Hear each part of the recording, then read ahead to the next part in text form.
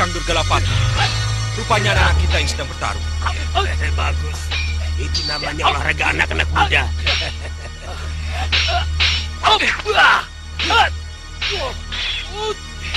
Angka Wijaya, hentikan. Dia pemberontak, Ayah.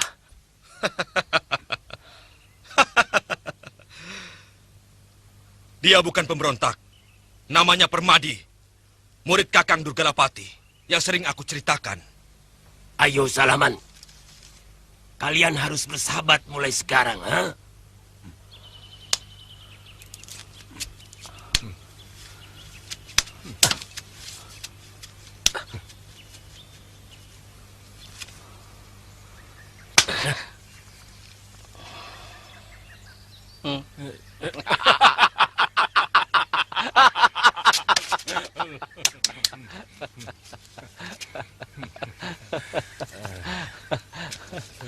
Maaf, Paman. Ayah sering cerita tentang kehebatan ilmu Paman. Suatu saat, saya akan menimba ilmu dari Paman. Kadang-kadang aku suka sopan santun seperti ini. Maaf, Raden. Saya tidak tahu guru punya kenalan orang penting di sini. Maafkan kelancangan saya. Tidak apa-apa, tidak apa-apa. Tapi dengan begini kan, sekarang kita jadi teman. Ngomong-ngomong, mana temanmu tadi? Siapa dia? Saya juga tidak tahu. Tiba-tiba saja, dia menolongku.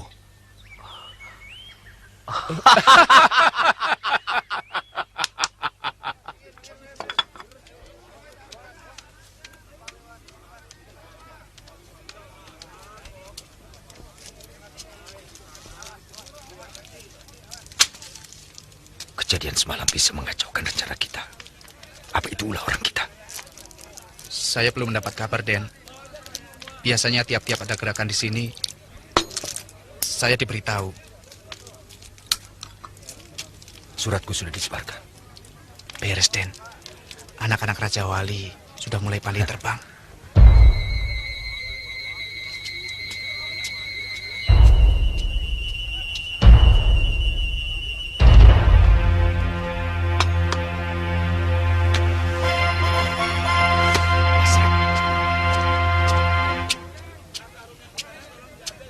Ada apa, Den?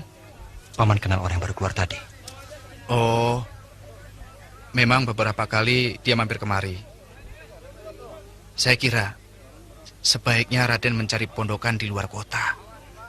Di sini penuh dengan mata-mata, termasuk orang-orang Jaya Raga. Kau benar. Memang untuk sementara kita tidak perlu cari perkara. Pelayan, mari. Iya, Den.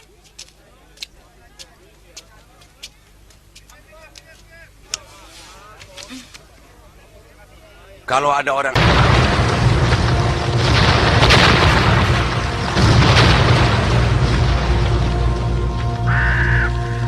sing mampir kemari dan bawa senjata, kasih tahu aku.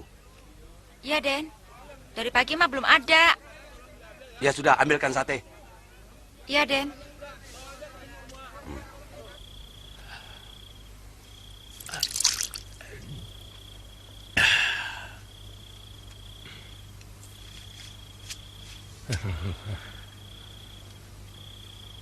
Saya belum pernah minum tuak senikmat ini.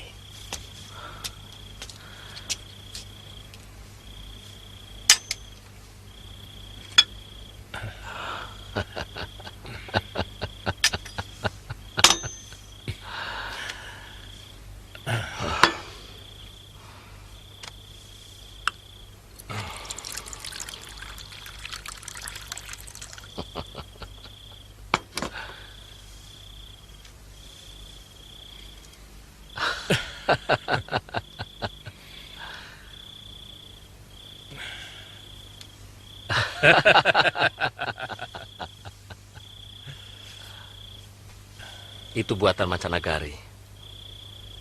Pedagang Cina yang membawa kemari, ditukar dengan rempah-rempah.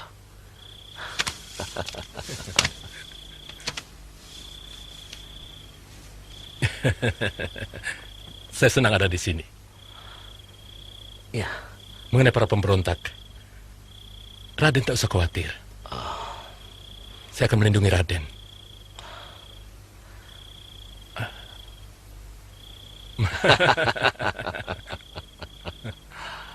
Maaf, bukan saya merendahkan kemampuan Raden. saya tahu, saya tahu.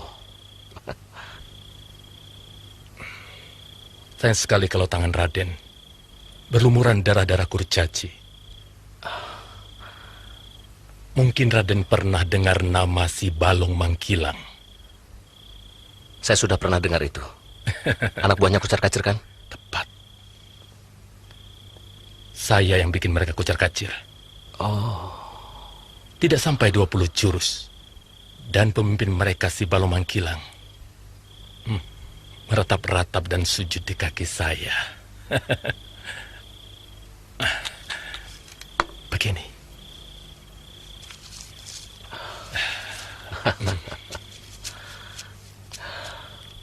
Ketika dia menusukkan pedangnya, saya berkelit. Saya tendang dia.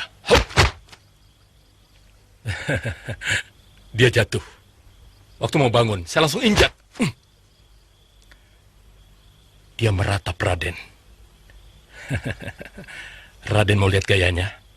Begini. Kaki saya injak dia. Ampun Raden. Ampun Raden Permadi. Saya tobat. Saya mau menjadi pengikut Raden seumur hidup. Sambil terus begini.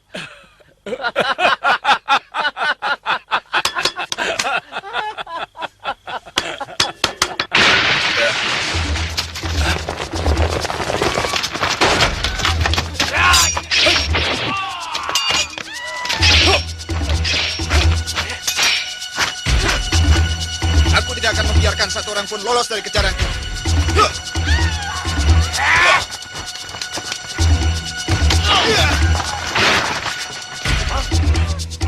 Hai, jangan lari!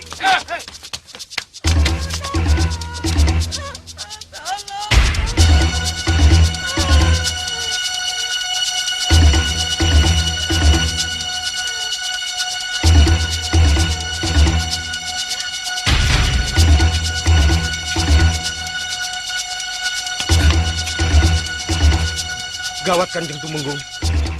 Bagaimana tindakan kita sekarang? Sudah 2 orang Nangganan jadi korban. Pembunuh itu pasti masih berkeliaran di sini. Mereka akan menghabisi semua bekas anggota kelelawar hitam. Jangan panik, Saluyan. Sikapmu sekarang ini seperti bukan bekas seorang anggota pasukan khusus. Apa yang bisa kamu lakukan dalam keadaan bingung?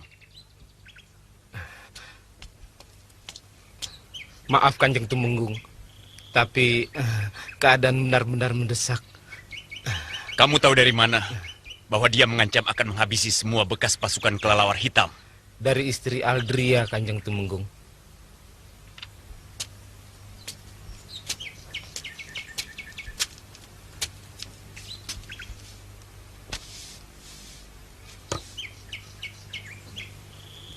Pasukan kelelawar hitam sudah bubar sejak 14 tahun yang lalu. Dan sekarang tiba-tiba muncul orang yang sepertinya mau membalas dendam. Jelas.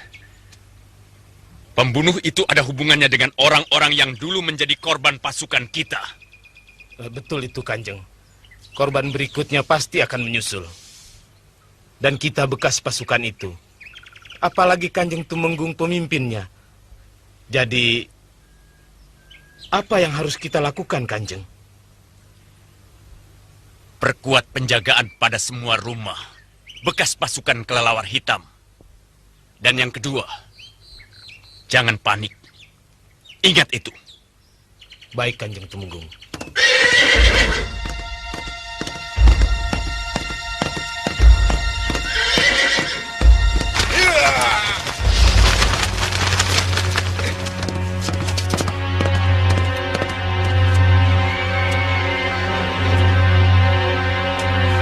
Anakmu kamu sudah berani membohongi aku, Ratnasih. Dia bilang mau ke Pancuran. Tidak taunya ke kota. Hampir saja celaka. Dia berkelahi sama prajurit Kuntala. Lain kali jangan begitu, Lasmini. Kalau kamu sampai tertangkap dan mereka tahu bahwa kamu orang Madangkara, apalagi kamu anak Senopati Aragani, kamu bisa celaka. Kok Kakang Lesmana boleh, Ibu?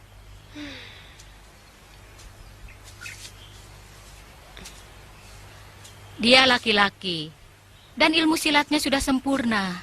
Lain dengan kamu. Lalu, berapa lama lagi saya boleh turun gunung, Nini? Tergantung. Berapa lama kamu bisa menyelesaikan jurus tembang bidadari ciptaanku?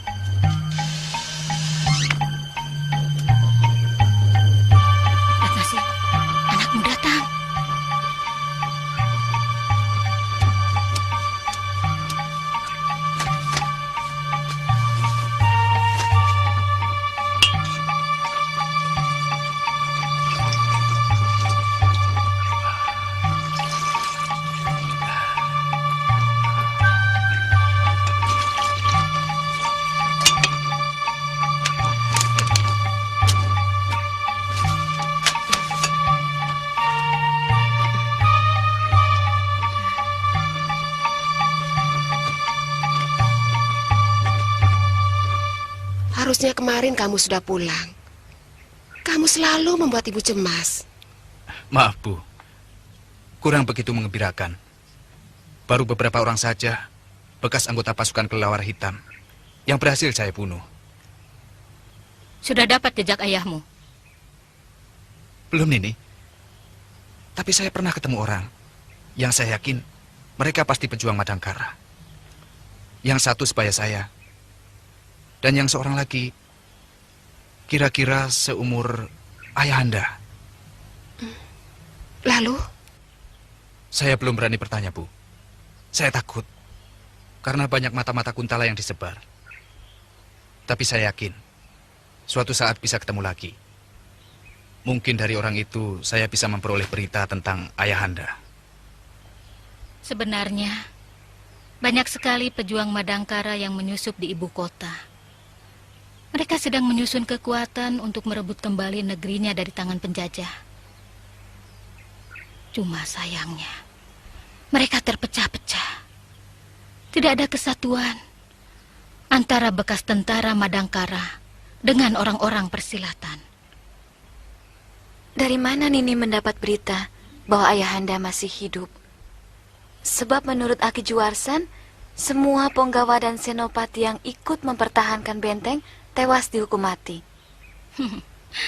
Dia sama sekali tidak tahu apa yang terjadi setelah benteng itu direbut oleh orang Kuntala. Karena dia melarikan diri. Memang, semua Ponggawa dan Senopati berhasil ditawan oleh tentara Kuntala. Tapi ada seseorang yang membebaskan mereka. Ibu yakin ayah kalian masih hidup? Firasat ibu mengatakan begitu. Tapi kenapa? Seolah-olah Ayahanda tidak berusaha mencari kita. Iya, benar juga. Kalau memang beliau masih hidup, seharusnya mencari sanak keluarganya. 2 windu bukan waktu yang singkat untuk bisa menemukan kita. Mungkin berita mengenai kita pun sama simpang siurnya. Seperti berita mengenai ayah kalian yang kita terima. Barangkali dia malah mengira bahwa kita semua telah mati. Nini kira juga begitu.